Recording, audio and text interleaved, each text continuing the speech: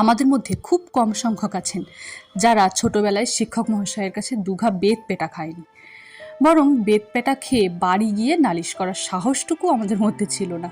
না হলে আরও দুঘা বেত পেটা পাওনা তোলা থাকতো। নমস্কার, গল্পের মাঝে পরিবারের পক্ষ থেকে আপনাদের সবাইকে স্বাগত। আজকের গল্প বনফুলের যোগেন পণ্ডিত। চলুন জেনে নিই দুঘা বেত পেটানো নিয়ে যোগেন পণ্ডিতের কি পরিণতি হয়েছিল। হরিপুরের লোয়ার প্রাইমারি স্কুলে যোগেন পণ্ডিত বড়ই মর্মাহত হলেন বৃদ্ধ বয়সে। নূতন যুগের নূতন চালচলনের সঙ্গে কিছুতেই তিনি মানিয়ে চলতে পারলেন না। এখনও তিনি ছেলেদের পড়া মুখস্থ করতে বলেন, না পারলে শাস্তি দেন।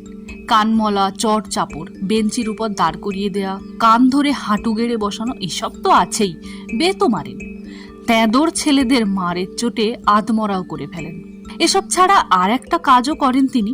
বরাবরই করে এসেছেন, পাঠশালায় এসে ঘণ্টা দুই ঘুমন। প্রায় ক্রোশখানেক দূরে থাকেন তিনি এক সোনার বেনিবাড়িতে। সেখানে অনেক রাত্রি পর্যন্ত জাগরণ করে তাকে হিসাবপত্র লিখতে হয়। এর বিনিময়ে সেখানে তিনি থাকতে পান এবং সিধা পান।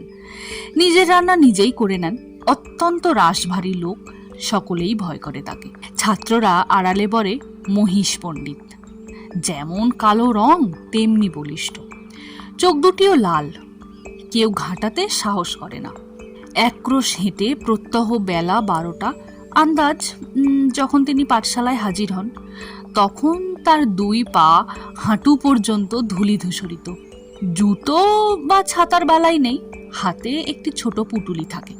পুটুলির ভিতর একখানি গামছা, কয়েকটি বই, চশমাটি এবং মশলার একটি ছোট কৌটো ছাড়া আর বড় কিছু থাকে না। স্কুলে এসেই তিনি আদেশ করেন, ওরে চলান। পাশের পুকুর থেকে ছাত্ররা জল বয়ে এনে দেয়। যোগেন পণ্ডিত পদ প্রক্ষালন করেন। পুটুলি থেকে গামছা বের করে পা দুটি ভালো করে মুছেন। তারপর ছাত্রদের সাহায্যে ধরাধরি করে বেঞ্চিগুলো জোড়া দিয়ে নেন। তারপর মশলার কৌটো থেকে একটা লবঙ্গ বা এলাচের দানা মুখে ফেলে দিয়ে পুটুলিটি সযত্নে বেঁধে ফেলেন আবার। তারপর ছাত্রদের সম্বোধন করে বলেন, এবার তোমরা পড়া মুখস্থ করো গিয়ে। ঘুম করে পড়া নেবো। একটি ভুল যেন না হয় কারো, বলে আস্ত রাখবো না। ছাত্ররা বেরিয়ে যায়। পুটুলিটি মাথায় দিয়ে যোগেন পণ্ডিত জোড়া দেয়া বেঞ্চির উপরে শুয়ে পড়েন। পাঠশালার সামনে প্রকাণ্ড বটগাছ আছে একটি, তারই তলায় বসে ছাত্ররা পড়াশোনা করে। ঘণ্টা দুই পরে পণ্ডিত মশাইয়ের নিদ্রাভঙ্গ হয়। ছাত্রদের দিয়ে আবার বালতি করে জল আনিয়ে তিনি চোখ মুখ নাক কান ধুয়ে ফেলেন। বিশেষ করে নাক আর কান। তার নাক আর কান দুই বেশ বড়। শুধু বড় নয়, লোমও আছে বেশ। হাত মুখ মুছে বটগাছের একটি ডাল ভেঙে নিয়ে যোগেন পণ্ডিত পড়াতে বসেন। তারপর পড়ানো শেষ করে যখন ওঠেন, তখন প্রায়ই দেখা যায় যে ডালটি ফেটে চৌচির হয়ে গেছে। এমনিই প্রত্যহ। কিন্তু একটি ছেলে ফেল হয়নি আজ পর্যন্ত যোগেন পণ্ডিতের স্কুল থেকে। প্রতি বছরই বৃত্তি পায়। বেচালও হয়নি একটি ছেলে। কারণ শুধু স্কুলে নয়, স্কুলের বাইরেও তার প্রতাপ কম ছিল না। কারণ কোনো ছেলে শাসন সত্ত্বেও উপর্যুপরি পড়া না পারলে কিংবা স্বভাব না বদলালে যোগেন পণ্ডিত তার বাড়ি পর্যন্ত ধাওয়া করেন। তার মা বাপকে পর্যন্ত বকেন। ছেলে খারাপ হবে কি, তার স্কুলের প্রত্যেকটি ছেলেকে শায়েস্তা না করা পর্যন্ত তার শান্তি নেই। তিনি ছেলেদের মারতেন বটে, কিন্তু ভালোবাসতেন। কতই বা মাইনে পান। কিন্তু তার থেকেই তিনি ভালো ছেলেদের পুরস্কার দিতেন, গরিব ছেলেদের বই কিনে দিতেন। কারো অসুখ হলে বারবার গিয়ে খোঁজ নিতেন তার বাড়িতে। দরকার হলে সেবা করতেন। সংসারে তার নিজের বলতে কেউ নেই। প্রথম জীবনে বিয়ে করেছিলেন বাঁকুড়ায়। সেইখানেই একটা স্কুলে পণ্ডিতিও করতেন। কিন্তু পত্নী বিয়োগ হলো, আর সেখানে থাকতে পারলেন না। খবরের কাগজের বিজ্ঞাপন দেখে এখানে চলে এলেন। এখানে 25 বছর কেটে গেছে। এখানকার স্কুলের ছেলেরাই তাঁর সব। তাদের উপর নিজের অধিকারও তাই তিনি অপ্রতিহত রাখতে চান। কিন্তু যুগ বদলেছে। তার সাবেক চাল আর সহ্য করতে পারছে না লোকে। এতদিন মুখ ফুটে সাহস করে কেউ কিছু বলতে পারছিল না। কিন্তু নূতন দারোগা বাবুর ডেপো ছেলেটিকে যোগেন পণ্ডিত যেদিন গো বেড়েন করলেন, সেই দিন থেকেই তার বিরুদ্ধে চক্রান্ত চলতে লাগলো। 6 ফুট লম্বা বলিষ্ঠ যোগেন পণ্ডিত এমন একটা ব্যক্তিত্ব ছিল যে দারোগাবাবুও সামনাসামনি তাকে কিছু বলতে সাহস করলেন না, কিন্তু তিনি ছাড়লেন না।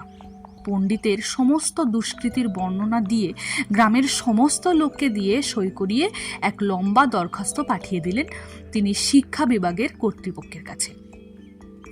যোগেন পণ্ডিত ঘুণাক্ষরেও কিছুই জানতে পারলেন না। কিছুদিন পরে দরখাস্তকারীদের মুখপাত্র দারোগাবাবুকে কর্তৃপক্ষ জানালেন যে তদন্ত করার জন্য জেলার ইন্সপেক্টর শীঘ্রই যাবেন। হৃষ্ট হলেন দারোগাবাবু। আপনারা শুনছেন বনফুলের যোগেন পণ্ডিত। যোগেন পণ্ডিতের চরিত্রে আছেন অর্জুন সামন্ত এবং ইন্সপেক্টরের চরিত্রে আছেন সৌভিক শীল। চলুন বাকিটা শোনা যাক। নির্দিষ্ট দিনে ইন্সপেক্টর ভূতনাথ ভৌমিক এসে হাজির হলেন এবং দারোগাবাবুকে সঙ্গে নিয়ে গেলেন স্কুলে। যোগেন পণ্ডিত তখন তার প্রাত্যহিক দিবানিদ্রা শেষ করে আরক্ত নয়নে পড়াচ্ছেন ছেলেদের। স্কুলে গিয়েই কিন্তু ভূতনাথ ভৌমিক এমন অপ্রত্যাশিত একটা কাণ্ড করে বসলেন যে দারোগাবাবুর চক্ষু স্থির হয়ে গেল। অত বড় জাঁদরেল একটা লোক যোগেন পণ্ডিতকে দেখবা মাত্র কেঁচটি হয়ে গেল যেন। তাড়াতাড়ি এগিয়ে গিয়ে প্রণাম করে একপাশে দাঁড়িয়ে হাত কচলাতে লাগলো কাঁচুমাচু হয়ে। দারোগাবাবু জানতেন না যে ভূতনাথ ভৌমিক যোগেন পণ্ডিতের প্রাক্তন ছাত্র একজন। তিনি যখন বাঁকুড়ায় ছিলেন তখন বালক ভূতনাথকে পড়িয়েছিলেন।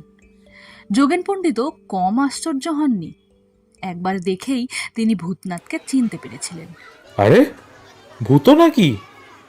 তুই এখানে হঠাৎ কি করে এলি?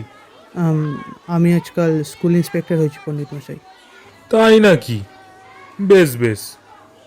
তা এখানে কেন? ও, স্কুল ভিজিট করতে এসেছিস বুঝি? যোগেন পণ্ডিতের হাসি আকর্ণ বিস্তৃত হয়ে গেল। চোখ থেকে উপচে পড়তে লাগলো গর্ব আর স্নেহ। লজ্জিত ভূতনাথ ভৌমিক বললেন, না, এমনি একটু দরকারে এসছি। কয়েকটি কথা ছিল আপনার সঙ্গে। কি কথা? স্কুলের ছুটি হয়ে যাক, তারপর বলবো খন। স্কুলের ছুটি দিয়ে দিলেই তো হলো। ওরে, তোরা সব বাড়ি যা আজ। ইন্সপেক্টরের অনারে ছুটি দিয়ে দিলাম তোদের। এ আমার ছাত্র জানিস? প্রণাম কর সব। প্রণাম করে স্কুলের ছেলেরা বাড়ি চলে গেল সব। গতিক মন্দ বুঝে দারোগাবাবুও সরে পড়লেন। যোগেন পণ্ডিত তার সঙ্গে একটি বাক্যালাপও করলেন না। তারপর তোর খবর কি সব বল? বিবাহ করেছিস? ছেলে পিলে কটি? দুটি ছেলে। বেশ বেশ। নানা কথার পর অনেক ইতস্তত করে অবশেষে আসল কথাটি ভূতনাথ ভাঙলেন। দরখাস্তটিও দেখালেন। দেখিয়ে বললেন, আমি যখন এসছি তখন কোনো খারাপ রিপোর্ট দেব না, কিন্তু যোগেন পণ্ডিতের দিকে চেয়ে থেমে গেলেন ভূতনাথ ভৌমিক। যোগেন পণ্ডিত স্তব্ধ হয়ে দরখাস্তখানা দেখছিলেন। নিজের চোখকে বিশ্বাস করতে পারছিলেন না তিনি। যেন যাদের ছেলেদের জন্যে এত কাল ধরে প্রাণপাত করেছেন তিনি, তারা তাঁর বিরুদ্ধে দরখাস্ত করেছে। প্রত্যেকটি সই তার পরিচিত। এদের মধ্যে অনেকে তার ছাত্র। খানিকক্ষণ স্তব্ধ হয়ে থেকে যোগেন পণ্ডিত বললেন, আমি আর এখানে থাকবো না ভূতনাথ, কালই এখান থেকে চলে যাব। চলে যাবেন? কোথায়? যেদিকে দুচোখ যায়। ভূতনাথ যোগেন পণ্ডিতকে চিনতেন। বুঝলেন তার কথার নড়চড় হবে না। কিছুক্ষণ নিস্তব্ধ থেকে তিনি বললেন, একটা কথা বলতে সাহস হচ্ছে না পণ্ডিত মশাই, যদি অভয় দেন বলি। কি বল? আপনি এখান থেকে চলে যাওয়াই যদি ঠিক করে থাকেন তাহলে আমার বাড়িতে চলুন না। আমি আপনাকে মাথায় করে রাখবো। আমার ছেলে দুটির ভার আপনি নিন, তাহলে আমিও একটু নিশ্চিন্ত হই। টুরে টুরে ঘুরে বেড়াতে হয় আমাকে। একটু চুপ করে থেকে যোগেন পণ্ডিত বললেন, বেশ, তাই হবে।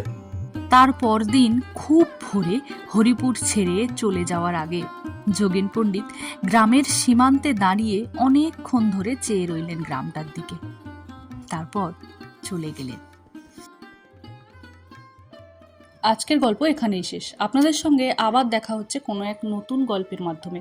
ততক্ষণে লাইক, কমেন্ট এবং চ্যানেলটি সাবস্ক্রাইব করে আমাদের পাশে থাকবেন, বন্ধুদের সাথে শেয়ার করবেন। ধন্যবাদ।